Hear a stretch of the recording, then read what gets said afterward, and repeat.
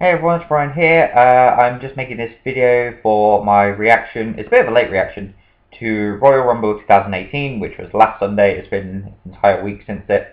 Um, so the whole show together, I think, was alright. Some of the matches were a little disappointing, but I guess because they were predictable, maybe. For example, the Universal Championship was predictable. We all knew that Brock Lesnar was going to pin Kane and retain his title. I thought for the 2018 Rumble that Roman was going to win because it would do the whole Brock and Roman thing. But then thinking about it, it was sort of like Roman doesn't really need the Rumble for his point to go for the title. Especially now they're number one contenders Elimination Chamber match, which Roman's probably going to win. But anyway, the Royal Rumble 2018 itself was a brilliant pay-per-view, I think. Like, apart from most of the main matches, they sort of did SmackDown first, and then they did Raw afterwards. Because they started with the WWE title match, AJ Styles versus Kevin Owens, Sami Zayn, and 2-on handicap match. I thought they would have done Kevin and Sami as co-champions. Sami would brag that he would be the one, that he was the one that got the win, therefore he was the true champion out of the two. Kevin would get jealous and attack him. They're doing the seeds of them falling out now on SmackDown, and on Tuesday they're facing each other, and the winner goes on to face AJ Styles, which I wouldn't mind it being Sami Zayn because we haven't seen Sami versus AJ for the title. We've seen we've seen Kevin versus AJ for the title. Well, it was a US title, I think, when they first did that. But yeah, I wouldn't mind seeing Sami go after the title instead. Then we had Chad Gable and Shelton Benjamin versus the Usos. I originally thought that Chad and Shelton were going to beat the Usos, like in some giant contested match, because there's not really anyone for the Usos to go against after this. Turns out Usos win 2-0, which was, I guess, it was surprising. Not sure if it was a good surprise if you're trying to build Chad and Shelton, make them lose 2-0 to the Usos. So they sort of fall back to the back of the line. I can only think the next contenders are, I think the next contenders are now the Bludgeon Brothers, sort of out of nowhere, which is a bit weird, but I'm not going to complain about that because the Usos versus the Wyatt family 2 years ago was amazing. I think it was like 2.5 or even 3 years ago. That was pretty cool, so I wouldn't mind that actually. And then we get on to the men's Royal Rumble match. In my opinion, I think this is probably one of, if not the best Royal Rumble they've ever done. It's either first or second for me. So it pretty much had everything you needed. You had Rusev come in entrance number 1, so obviously Rusev is over as hell. And then you had Finn, who apparently isn't over as hell. It's one of those funny things, like, for some reason Finn isn't connecting with the crowd because he's not over, whereas Rusev's super over. Whereas the thing is, Finn is completely fine as he is. It's just they don't know how to book him properly. It was pretty much since he had to, like, he won the Universal title, then got injured for that 6 months, and since then it sort of just fell down on him. So Finn was the Iron Man in this match. I think he came 4th in the end. No, he came 5th, actually. No, he did come 4th. Did he come 4th? Yeah, he came 4th. No, he didn't. He came 5th. Yeah, he came 5th. Okay, he came 5th. I was trying to remember how the last 6 were. Yeah, so you had, obviously, the New Day being in at one point. At one point, Baron gets eliminated when he's number 4, knocks everyone out. Then he knocks Heath out as he's making his entrance. Obviously, everyone's out on the floor. It's a perfect way for Elias to start playing his guitar. Everyone assumed Cena would have been the one to come in and take him out. Turns out it's Cien Andre Almas from NXT. It's normal for an NXT call-up, but when it's the NXT champion, that was actually surprising. So it's nice to see him, especially after his match with Johnny Gargano, which was given 5 stars, which is their first 5-star match in 6.5 years, which, it's quite an accomplishment, especially for an NXT, well, I won't say especially for an NXT match, but it was sort of like, for the fact that it's sort of a lower thing. It's not like a giant pay-per-view which they promote all the time, like they don't even promote it on the main show. Yeah, so he came out, he lasted quite a while, it must have been a good 20-something minutes. He definitely got to at least 20, I think. what else was there? Yeah, everyone kept coming in, slowly attacking Heath Slater, slowly getting to the ring. Bray Wyatt came number 8, threw him to the side. Number 9 was Big E. He came in, fed him pancakes, got in the ring. Everyone was doing their normal stuff. I think Ty was going to be number 10 again, then Kevin and Sammy attack him, and then Sammy goes in the Rumble instead. 11 is Sheamus. He then throws Heath in, and then immediately, in about 2 seconds, gets eliminated by Heath, so they went for that. It was surprising considering they still didn't have their tag match. Normally, the people have their match, and then they're in the Rumble, but then again, the Rumble is normally the last match of the night. Then Heath got thrown out after that. Can't remember who number 13 was. Number 14... Well, number 12 was Xavier. Forgot who number 13 was. Number 14 was Shinsuke Nakamura. He eliminated Sami Zayn later on. Kofi came in at about number 16. Jinder Mahal was number 17. Jinder went to throw Kofi out after throwing Big E and Xavier out. And then Xavier caught Kofi's foot, and then they fought on a set of pancakes. And then... this is definitely an upgrade because last year's was his worst escape from being eliminated because it was sort of he fell onto like the LED pole around the side which could sort of just hang around. There's ropes anyway that you could just hold on to. This one, so what they did was Xavier and Big E sort of put their hands up like that and then they started like bouncing like that. They literally threw him about 10 feet in the air over Jinder Mahal, and then Jinder was eliminated with a Trouble in Paradise, and then Cien Almas hit him with his like arm lock DDT, I forgot what it's called. And then went to throw him out. Like, this is where it's quite smart. So he went to throw him out where Big E and Xavier were. They thought, nope, screw that. And then, like, went the other way and threw him out that way. What else do we have? I think Cesaro was number 18. I think Seth was number... No, Seth was number 13, I think. Is like, somewhere around there. 20 was John Cena. He eliminated Elias. 21 was the Hurricane. Me and my friend, we watched it together. We were like, oh my god, it's the Hurricane! Like, it was amazing. Like, we haven't seen him in WWE in about 14 years. So, it's quite an amazing return. Like, even if it was for like 45 seconds or so. There's a brilliant bit where he's facing off with John Cena. And then John Cena went through him out and he like chokeslammed him like that. And then he lifted him up and then threw him drop out. Like, you know, you get that with like cameo appearances then. It lasts about 45 seconds or so, but it's nice. 22, can't remember who it was. 23 was Adam Cole, which is pretty cool, considering that obviously he went through hell with Aleister Black. 24 was Randy Orton. 25 was who's 25? I can't remember. 25 was Titus O'Neil. That's why. 13 was Apollo Crews. That's why I couldn't remember because Apollo Crews and Titus O'Neil sort of wasted spots. 26 was The Miz. 27 was the biggest surprise of the night. Rey Mysterio returned, and he even finished 6th, which was impressive.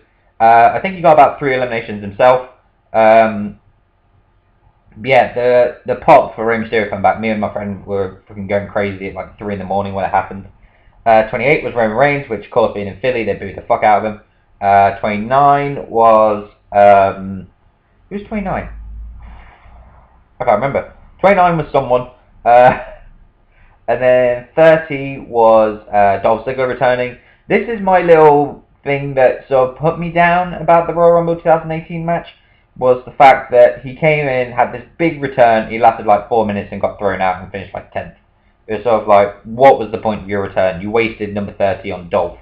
And he hasn't even showed up on SmackDown or anything since. So it's like, what was the fucking point?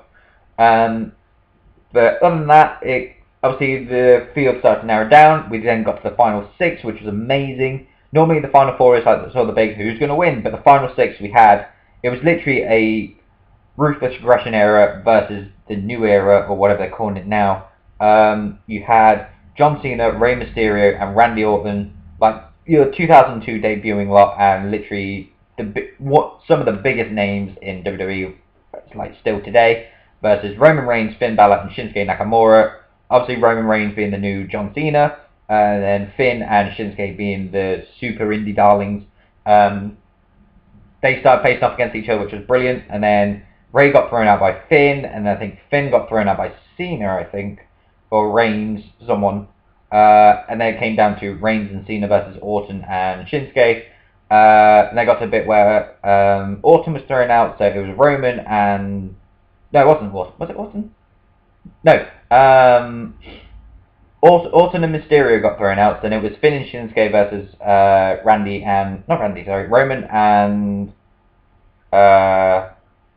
was it? No, it wasn't. Sorry, it was no. Final four was Randy and Cena versus Roman and Shinsuke.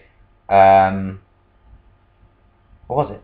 I can't remember who the final four was, but it was amazing because it got to the point where it was just Shinsuke versus Roman and Cena, and then you saw that point was sort of like either they're going to really fuck them over and make Roman win, or Shinsuke's going to go and win this.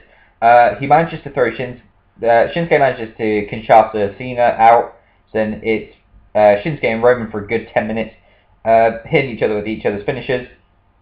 Eventually Shinsuke hits Kinshasa and throws him out. Shinsuke wins. His pop for it is amazing. Then Shinsuke announces he's going to face AJ Styles.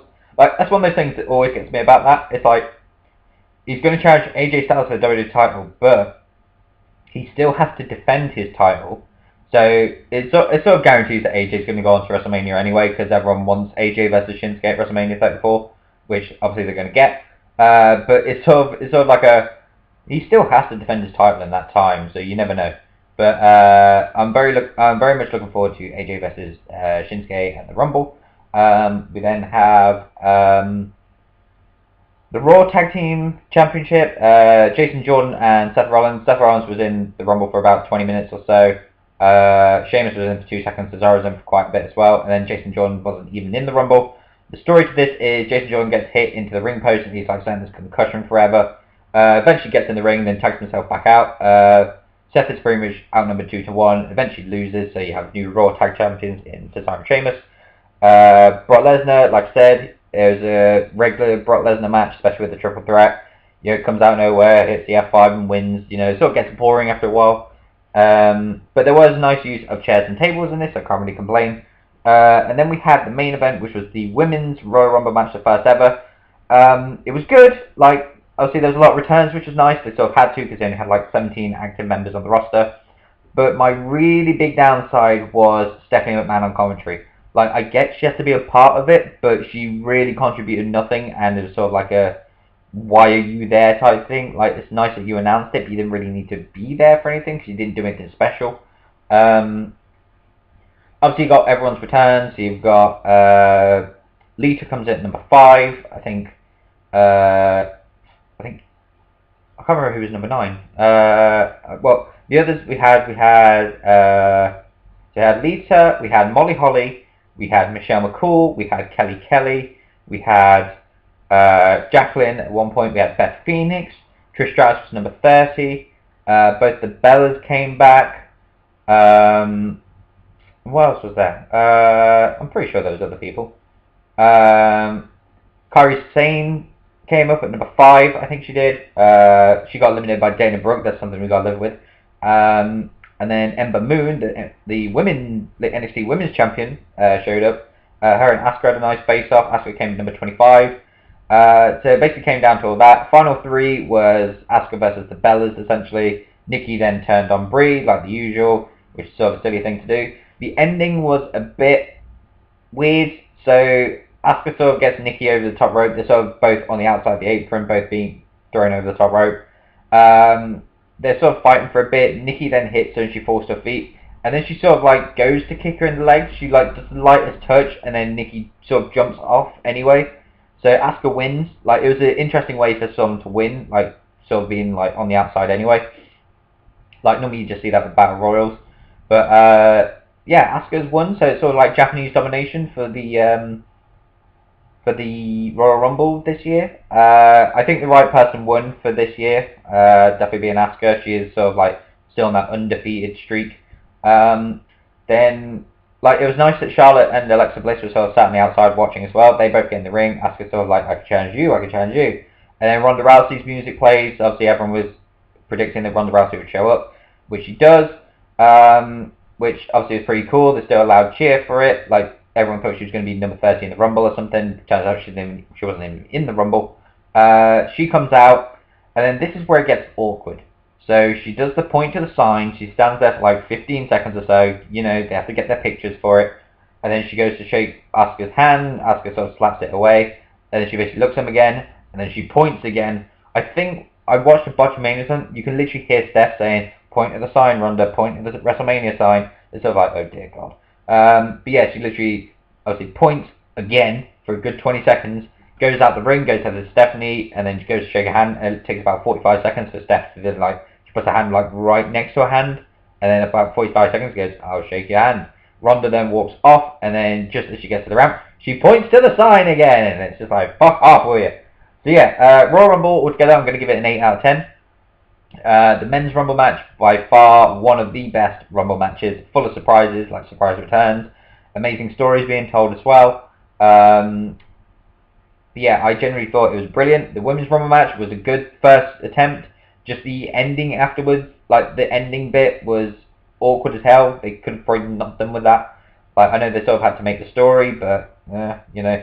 But yeah, like I said, it was a really good Rumble. Let me know what you think of the Royal Rumble, and I shall hopefully see you in the next one. Great. Bye.